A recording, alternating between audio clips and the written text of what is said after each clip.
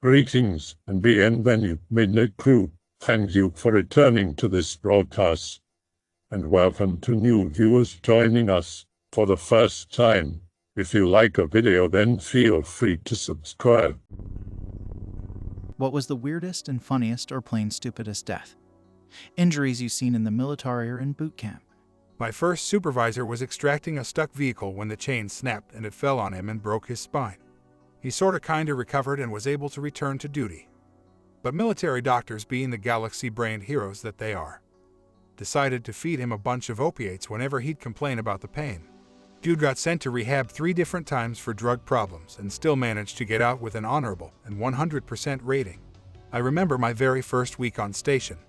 He pulled me into his office, put me at parade rest, and told me to watch the door while he cut a line of oxy with his common access card and ripped it right on his desk.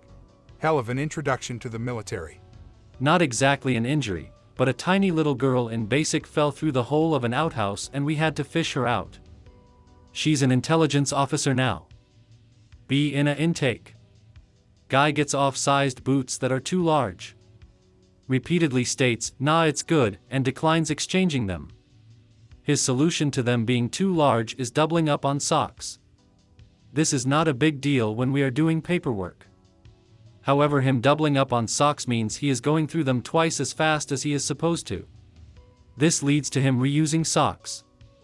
This leads to him collapsing during physical training and saying his foot is messed up. Removes boot. Peels off outer sock, red yellow brown stain already visible. Starts peeling off inner sock, smell unbearable even outdoors. Removing the inner sock, sloughs off a chunk of skin the size of a playing card. The surrounding skin is super white and looks like crepe paper. Flesh underneath is dark brown with white-blue spots. Gagging becomes contagious as people glance at the guy's foot. Corpseman who had just come back from a hot tour approaches, has to turn away after looking at it. Medevac called when Corpseman says he is probably dying of sepsis. Never see 2 socks again. All of that because a dude was too macho for boots that fit. My dad was stationed in Alaska during the NAM. His unit is out training in the Alaska winter. It's negative 35 degrees. The setup camped near the Deuce and Half trucks. The trucks were periodically started up to keep them from freezing. A dumb Joe falls asleep, the truck slips into gear and runs over a few guys, killing and injuring a few. Blood everywhere, but then it ices up quickly. Really bad sight. Dad barely talks about that part. The guys in the unit proceed to beat this Joe within an inch of his life. Guy gets time in military prison, a traumatic brain injury, and a dishonorable discharge. Dad saw a drill instructor get shot on the range after a boot wasn't paying attention. The drill instructors took the guy away from the range and beat him up and he was arrested. My cousin was at the range the day General Petraeus was shot by a boot. He rushed over to give him first aid and he was seriously messed up. Context: 2005 to 2006 deployment at Camp Humphreys in South Korea. Be me. Stationed in Korea and don't even know much of the language, lied to get an easier deployment. Uncle Sam decided to expand the size of Camp Humphrey. This apparently made some bucketheads mad at us. I don't know how, but they were angry about this. Be friends with Republic of Korea Army guy. Break some rules and go out with some Korean cops and my buddy to go see them clear out a protest. If it comes to blows, me and my buddy agreed not to do anything to prevent straining relations. We see the protesters in the distance. Me and buddy stick back, don't want to fight. Not sure how, but the cops and protesters start fighting, lots of shouting, fists and clubs being thrown, water cannons get used, all around a shit show. Most protesters scatter or get beaten to a pulp and arrested. Bunch of protesters stay inside a school shouting things and throwing shit at the cops. After an hour, the cops manage to breach in. Not sure what happened there, but those protesters got messed up. They're bleeding and being dragged out on stretchers. Me and Republic of Korea Army buddy decide we've seen enough and head back to base to not get in trouble. Later, me and some US guys plus Republic of Korea Army guys need to build a razor wire fence that goes around the village the fighting happened at so we can expand the camp later. Agree not to tell anybody what we saw. My face when nobody seems to remember this shit happening. Not funny in the slightest to me, just strange how nobody seems to recall this. If you think some people getting roughed up a bit is police brutality, then this was a murder. This was during deployment and not in battalion training. But pretty much this short dude who had height-induced confidence issues would grow out his hair really long. Imagine a Marine's cut, but growing out the top part really long and using gel to keep it up. Anyways, this one time the officers have had enough of his shit and ordered him to cut his hair or go to military prison. Dude went batshit insane since the hair would make him seem higher by 2 to 3 centimeters and couldn't bear having his confidence destroyed. Lucky for him, he was on guard duty that night, and the guard post was isolated from everybody and made out of thick metal. He decided to break his arm by shutting the guard post's door on it. So after returning from medical leave with a cast on his arm, he got relieved from patrols and guard duty, and would pretty much just sit around base doing jack shit while keeping the haircut since he could walk around in civilian clothing. Shortly after, a few more picked up the concept and broke their arms in the same way to receive the benefits. LOL. There would be this corner in the base where all those inbreds would sit around and smoke cigs all day long in civilian clothing. One of them actually did it twice, on the same arm, and would later almost have it amputated. We had some stupid lieutenant make a kite out of bed sheets and 2x4s during a hurricane party while extremely drunk. Took it out onto the roof with it strapped on him as a joke. A 100 miles per hour gust picked him up about 20 feet and then dropped him off the side of a 15-story building. In the Middle East, day 2 of the Afghanistan evacuation. It's an absolute cluster. 82nd and Marine Expeditionary Force are still being flown, and so it's still anarchy in Kabul. Refugees land and we pick them up to transport to a holding facility. One guy has a kitchen knife lodged in his back, corpseman's on the ground bandaged around that shit and put him on a plane with his family. Another woman was missing an eye when she got trampled in a mob. Knife guy was quiet as a mouse the whole bus ride over from the flight line. I only found out when his son gently tapped me on the shoulder and asked for a bandage. Heat stroke is common with these guys waiting in planes and buses all day. Some little girl starts seizing up and flopping around on my bus. Parents and everyone start freaking out and screaming, so I threw her ass over my shoulder and took her out. Security forces troop tried to tell me that Afghanis couldn't be brought out without authorization from somewhere high up. Pulled a knife and threatened to kill her if she didn't get out of my way. She backed off and I got her to the medics right as the little girl went quiet. They said I saved her life. A bunch of kids ended up dying from heat stroke and other issues, but the Air Force covered it up. Shit was wild. There was a ton more messed up injuries I saw, but most were uneventful. Old Afghan grandma got unloaded from the plane with no headscarf and a head that looked like a rotten tomato. What the hell? Is she okay? C-17 Loadmaster shrugs and tells me it's not his problem. Oh, all right then. I put her at the front of my bus next to me in case she starts going into shock. Her grandkids speak good English and tell me what happened on the drive over. International Security Assistance Force brokered a little armistice with the Taliban to prevent another aircraft rush from happening again. The coalition would secure the HKIAP flight line, and the Taliban were responsible for keeping order of the massive crowds outside the gate trying to get in. Taliban decided the easiest way to do this is to make giant medieval flails to swing around to keep people from stampeding. Some Taliban dude would walk around and yell for everyone to sit down on the ground, then start swinging over everyone's heads. Except Grandma had hip problems and couldn't get down quick enough, so she took a flail to the face. Old woman was completely silent the entire time I had her. Mad respect. Be me, enjoying my one day off. Just got back from a run on the track in the morning, about to go grab lunch. Left my phone in my room, got back to about 10 missed calls from my boss.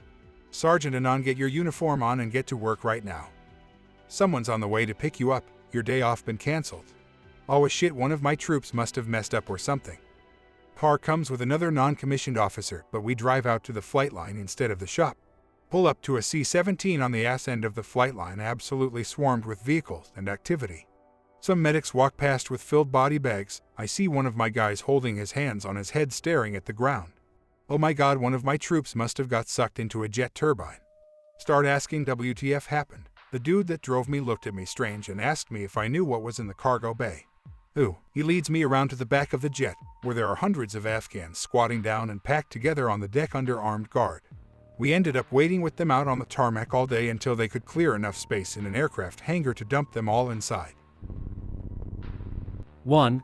Fort Bragg, 1980s 2nd Brigade Special Duty Officer duty crossing the HQ parking lot at night when my Ranger vision spots a loose sheet of paper blowing. Can't have that, police that right up.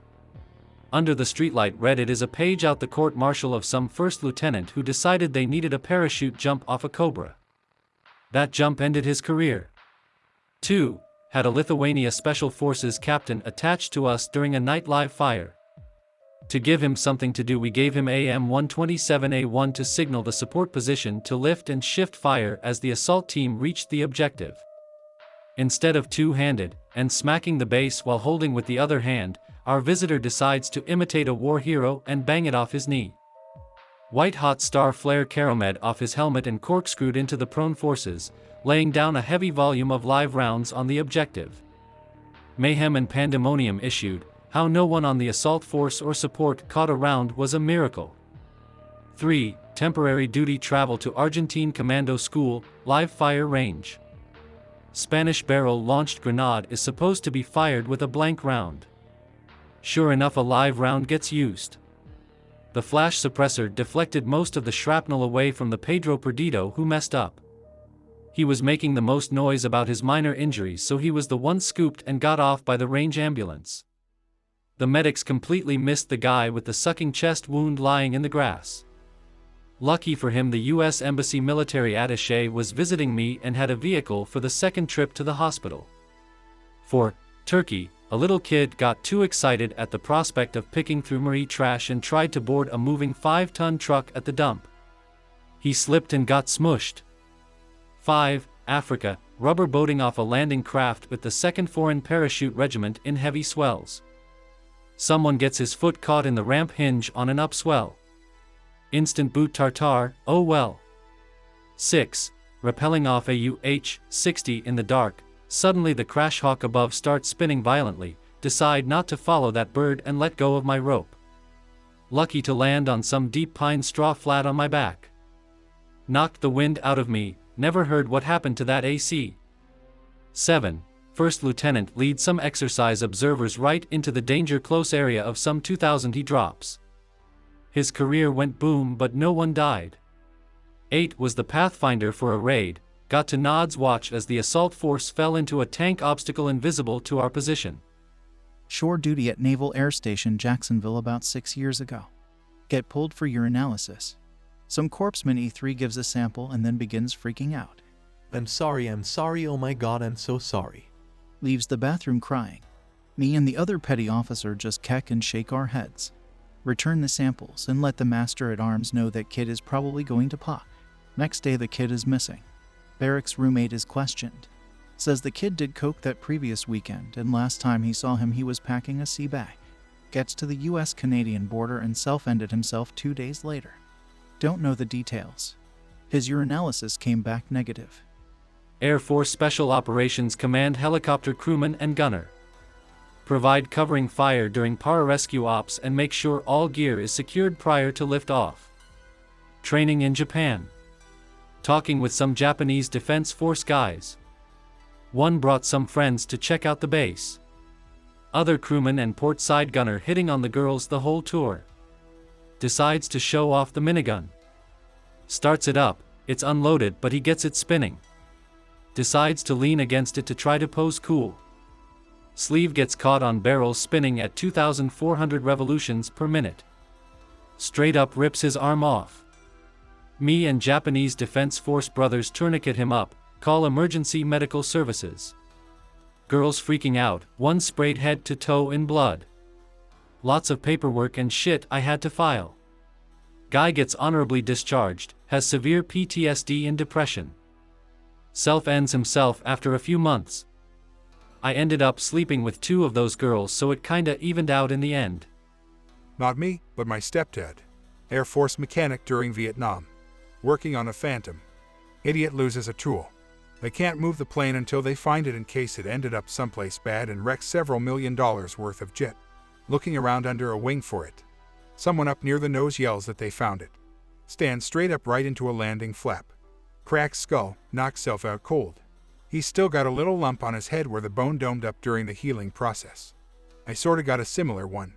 Teenage me aboard USS North Carolina. Having a blast. Just finished poking around a 5 inches magazine, trying to climb out. Harder than it sounds, door is only about 3 feet tall. A foot thick and 2 feet off the ground. Have one leg out, working on pulling my other leg free. Mom calls over from the next hallway for me to come look at something. Hop straight up to speed leg extraction. Unaware there was an air duct about an inch above the top of my head. Clang. Seeing stars. Managed not to fall on my ass as another tourist came over to make sure I was okay. The 2017 conscript. In a woods, setting up a nice camp while doing survival, evasion, resistance, and escape training. So no tents, shelters made from branches and raincoats and shit. We're starving and morale is low because shit sucks and everyone wants to be home. Instructor yells out first to reach me gets a hot dog. Guy with an axe in his hand leaps, trips on something and ends up embedding the entire blade in his leg, severing an artery. He's shipped off but survives. Exercise leader comes forward the day after solemnly saying he almost died over a sausage. Medic just starts laughing hysterically. Like can barely breathe laughing. Everyone else is totally silent while he wheezes for like 2 minutes straight. Like 30 people they're all going what the hell internally. It's never brought up again and everyone just memory holes it. Shit felt like a fever dream. He was totally normal the rest of the time we spent together. I can relate to SERE being a surreal experience. During our first exercise, our instructors put our platoon in a forest. Every soldier was given a roughly 20 by 20 meters square. We weren't allowed to talk, help each other, or leave our designated area. We were all to make a camouflaged bivouac, campfire, signal beacon, ration the little food we were given, look out for enemies, and just survive for a few days. And the instructors would randomly check in on us. After a few days, everyone was making monkey sounds and communicating in sign language behind the instructors' backs. An elaborate black market for smuggled cigarettes and snacks had been established, even reaching the guys in the far-off corners. I kinda miss it, to be honest. SERE Training, but here's a weird story involving monkey noises. For context, I'm the UXO Anon. Me. In Germany doing training with Uckis. Ceasefire is called for the day for a break from training. Hanging out at the commander's Bradley, he leaves to do commander shit. Myself and his crew start gathering rocks and rolling them down a large hill while making chimp noises. Ceasefire ends, CO comes back. Says nothing, first sergeant shows up. Myself and the crew are now required to fill MRE bags with spaghetti in the dark while the occasional gunfire is heard. Spaghetti bags are given to other Bragg crews with the contents of the MRE on the side. The whole field event was a bit of a fever dream. I also got hit with a tree and some dude was flinging a turd on a stick at one point. More monkey business. Nobody got hurt meaningfully, but it sure was odd. End of final exercise of national equivalent to boot camp. 7 days of getting screwed with, mainly mental, very physical. Late at night, everyone is trying to get sleep while group leader is tending to stove. Rouse out of shit sleep to him flipping the tent flap open and looking out into the night. Violent disbelief painted on his face. Turns to awake guys, says in a quite normal tone of voice and volume. Fellas, chimp is coming. We've all hallucinated at least an entire Spetsnaz company each by now, so none take it seriously. Not that one really could. Confusion turns to vivid concern as we hear a roaring monkey noises. Group leader bolts up from tent box and dives for cover as a 6 feet 2 tall howling man in a disproportionate chimpanzee suit holding bananas dolphin dives into the tent. Group leader takes out several corner poles, escaping. Tent immediately starts collapsing on top of sleeping guys. The chimp starts fighting us with the bananas, drops fragments in the stove's demarcation which immediately start burning and smoking. Accidental and intentional blunt force trauma ensues all around. He's taking shit out of people's hands and throwing it around, beating his chest while sprinting around the tent already filled to the brim with guys. Football punts the pot for my mess kit out into the forest with the force of 1,000 suns along with socks and other shit I hid by the flap. Finally he finishes his last lap and takes our coffee bag. Screeches in my face. Screeches in battle buddy trying to cower behind tent box's face. Turns on a dime and runs out into the forest doing an ape-like skip. Howls in the night punctuated by intermittently hollering conscripts persist for the next hour. Never found out which instructor did it. Took us like 30 seconds to even start laughing. I've never felt such shock and awe in my life. What does being assaulted by a monkey teach you about modern combat? One of my main roles was to fight Russian airborne forces trying to take an airport, so it could come in very handy. In all seriousness, those exercises are a shit show of mental fuckery to see if you break under pressure and disappointment and whatnot. I remember getting to watch a bunch of moron recruits as a cadet. Late dusk. They're on their 6th day of the exercise.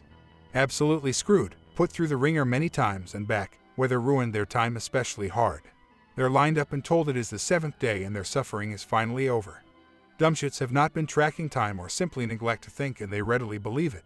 They're given plastic grocery bags stuffed with fresh herring and instructed to cook this shit. Hundreds of tiny fishes. General rejoice, tarred stow rifles and packs against a service building wall 20 meters away. Slowly the low rumble of a rubber-tracked vehicle making its way through a dense forest approaches.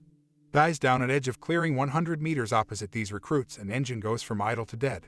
None of them seem remotely concerned by this. Suddenly a FN mag opens up at cyclic with the gas setting on turbo. Beret-wearing instructor comes sprinting out of darkness from another direction, barking orders about a fighting retreat with a full hand. Columns of tards are in disbelief. Takes many seconds for them to even begin organizing and connecting the dots. Group leaders desperately, in hoarse voices, try to get their guys to grab their guns. One chick breaks down crying over her combat ruck. Entire platoon pop off maybe 40 rounds total as they route into an opposite tree line. Tons of rucksacks left, a helmet is left, manpack radio, maps. They remember to take every last fish. Admirable and soldierly. I hope that you enjoyed tonight's broadcast. If you enjoyed tonight's story, then please subscribe to the channel, as more green texts will appear daily.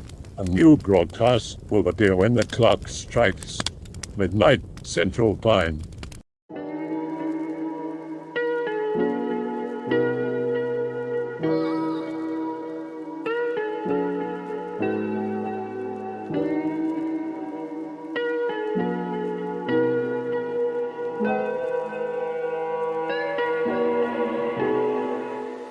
Remember to check out the Odyssey page in the description for a second archive of the channel's videos.